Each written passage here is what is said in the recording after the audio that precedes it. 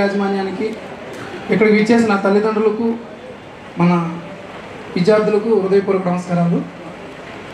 Actually ఈరోజు mega parents day సందర్భంగా ఇక్కడ సాధక బాధగా తెలుసుకోవడానికి మీ పిల్లల యొక్క భవిష్యత్తు గురించి తెలుసుకోవడానికి వచ్చారు.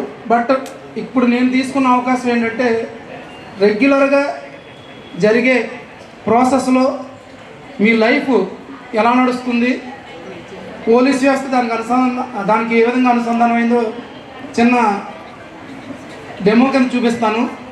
ఎవరైనా ఒకరు మామూలుగా మీ ఫోన్ నెంబర్ తీసుకుని రావాల్సిందిగా కోరుతున్నాను. ఎవరైనా చిన్నపిల్లలు కానీ ఎవరైనా ఒక ఫోన్ నెంబర్ చెప్పండి చాలు.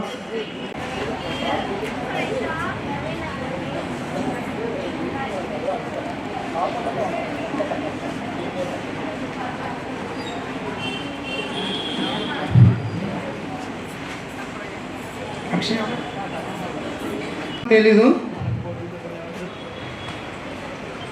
అమ్మాయి పేరు అక్షయ.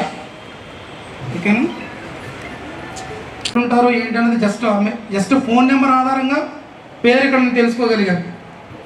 ప్రజెంట్ మనం ఉన్న ఈ సొసైటీలో ఒక్క సెల్ ఫోన్ నెంబర్ ఆధారంగా నేను వాళ్ళ కుటుంబంలోకి ఒక్క 1 అవర్ ఇక్కడ ల్యాప్టాప్ పెట్టి కూర్చుంటే వాళ్ళ ఫాదర్ ఏం చేస్తారు, వాళ్ళ మదర్ ఏం చేస్తారు, వాళ్ళ అకౌంట్ నెంబర్లు ఏంటి, వాళ్ళ డేటా మొత్తం నా చేతికి వచ్చేస్తుంది. ఓకేనా, కామన్గా రెగ్యులర్గా అన్ని డ్యూటీలు చేసే ఒక ఎస్ఐఓ సిఐ లెవెల్లో నేను ఇంత తేగలిగాను అంటే, సైబర్ ఫ్రాడ్ చేసే వ్యక్తి ఒక 10 నిమిషాలు మీ మీద కాన్సన్ట్రేషన్ చేస్తే మీ ఇల్లు ఈజీగా లూటీ అయిపోతుంది. మీ పిల్లలు రెగ్యులర్గా మొబైల్ ఫోన్ ఉపయోగిస్తున్నారు, గుర్తుపెట్టుకోండి. ఆన్లైన్ గేమ్స్ ఆడతారు. ఆన్లైన్ గేమ్స్ ఆడినప్పుడు మీరు ఆటోఫిల్ పెడతారు. ఓటీపీ నెంబర్లు జనరల్గా ఆటోఫిల్ పెడతారు. జనరల్గా ఆటోఫిల్ అనగానే ఆటోమేటిక్గా అది ఫిల్ అయిపోతుంది. అలా ఆటోఫిల్ పెట్టినప్పుడు ఏదైనా అనుకోకుండా ఆన్లైన్ గేమ్ కనుక దాన్ని ప్రెస్ చేస్తే అది ఆటోఫిల్లోకి వెళ్ళి మీ అకౌంట్లో ఉన్న డబ్బులన్నీ కూడా ఖాళీ అయిపోతాయి. సైబర్ ఫ్రాడ్లో ఇప్పుడు నెంబర్ 1గా జరిగేది అదే. పిల్లల యొక్క గేమ్స్ ఆధారంగా త్వరగా మీ యొక్క అకౌంట్లు ఖాళీ అవుతున్నాయి. తక్కువ సమయం స్పీడ్గా చెప్తాను, అర్థం చేసుకోండి. అలాగే matrimony.com, మ్యాట్రిమోనీలో అన్నీ కూడా చాలా మట్టుకు మోసాలు జరుగుతున్నాయి. రీసెంట్గా మన ఏలూరులో ఎక్కువగా జరుగుతున్నాయి.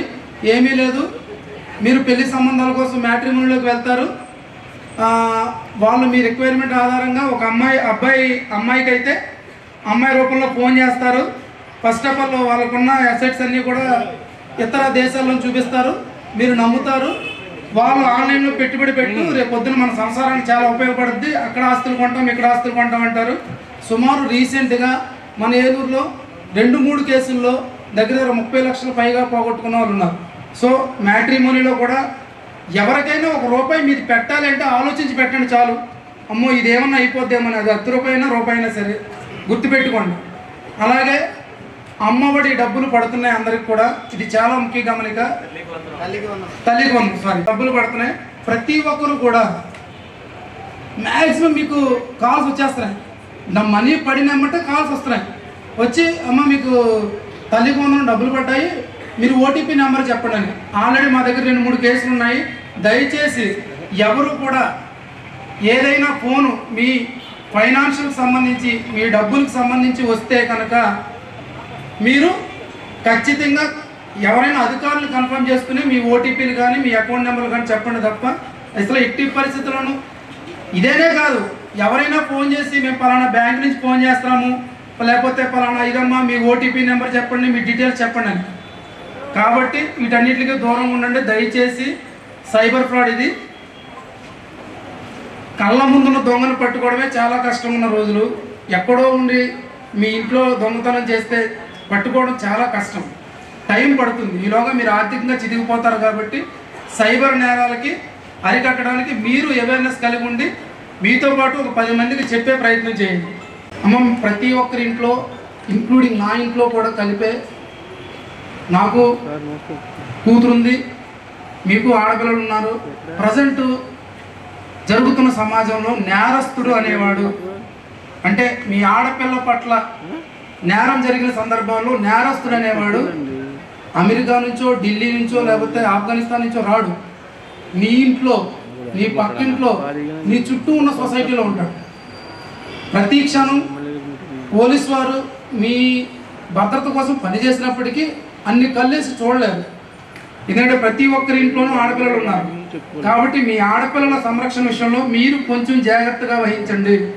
నేరస్తుడు అనేవాడు ఒక తమ్ముడై ఉండొచ్చు, మన ఇంట్లో నా ఇంట్లో తీసుకున్నా నా తమ్ముడై ఉండొచ్చు, నా అన్నయ్య అయి ఉండొచ్చు, నా మేనమామ అయి ఉండొచ్చు, లేకపోతే మా తండ్రి అయి ఉండొచ్చు, మా తాత అయి ఉండొచ్చు.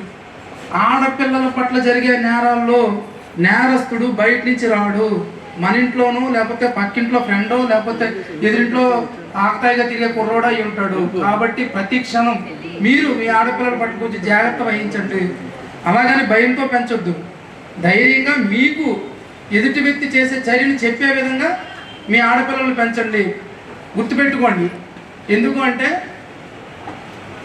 ప్రస్తుత సమాజం ఏంటంటే మొబైల్ ఫోన్ అనేది చేతిలో ఉండడంతో పోర్ను ఎక్కువ అసభ్యకరమైన మెసేజ్లు కానీ, అసభ్యకరమైన జోకులు కానీ, అసభ్యకరమైన ఇంగ్రీడియంట్స్ కానీ రావడంతో పిల్లలు అది కామెడీ అనుకుని నవ్వుతున్నారు, అదే ఎడిక్ట్ అవుతున్నారు. కాబట్టి మీ పిల్లల పట్ల విషయం చెప్తున్నా, ఇక్కడ మీ ఆడపిల్ల పట్ల సంరక్షణ చెప్పా, కానీ ఆ నేరస్తుడు నీకు తమ్ముడు అవుతున్నాడు, నీకు అన్నయ్య అవుతున్నాడు, నీ కొడుకు అవుతున్నాడు. వాణ్ణి కూడా సరిచేయాల్సిన బాధ్యత మీదే. గుర్తుపెట్టుకోండి.